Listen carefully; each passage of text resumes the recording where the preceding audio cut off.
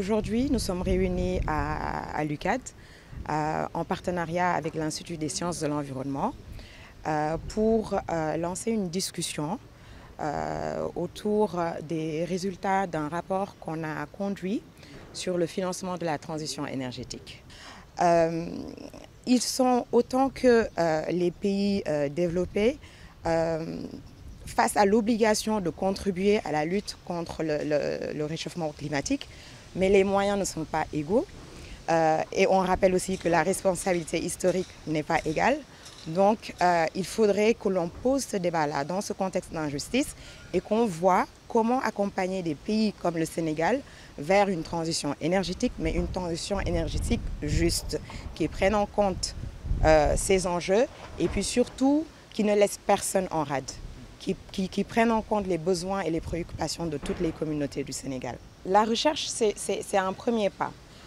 Les décideurs publics comme privés, parce qu'on sait que le secteur privé, le secteur financier local peut être une ressource pour contribuer au financement de la transition énergétique, mais ces décideurs-là, ils ont besoin de données probantes, ils ont besoin d'évidence pour justement mettre en place et avoir les orientations qu'il faut.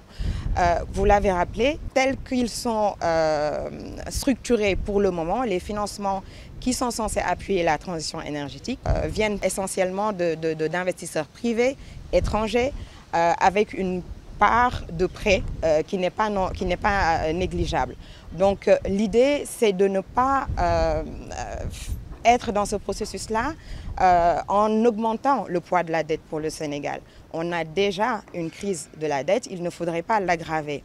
Donc la recherche que nous avons produite établit un certain nombre de recommandations. On est actuellement dans un contexte où au niveau international, on est en train de repenser l'architecture financière. Donc c'est le moment que la société civile, les décideurs publics, le secteur privé, qu'on puisse autour et sur la base des données empiriques qui viennent des pays en développement, qu'on puisse mener le plaidoyer conjoint pour que cette architecture financière internationale soit réformée de la manière la plus juste possible et que des processus comme la transition énergétique puissent être financés comme il se doit. En fait, ça a été un réel plaisir quand nous avions été contactés par Oxfam pour collaborer dans cette activité.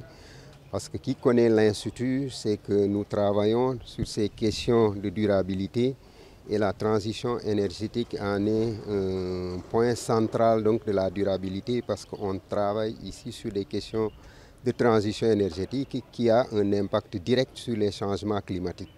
Et à cet effet, donc, quand on a été contacté, ça a été un plaisir pour nous de répondre par l'affirmative et surtout d'accompagner la réalisation de cette activité et aussi d'héberger cette activité au niveau de l'Université Cheikh Anta Diop, qui est vraiment un creuset de réflexion et qui permet donc d'associer les chercheurs, les enseignants-chercheurs, les étudiants, mais aussi le monde des ONG et des financiers pour discuter donc de cette possibilité de financer le secteur assez stratégique qu'est l'énergie.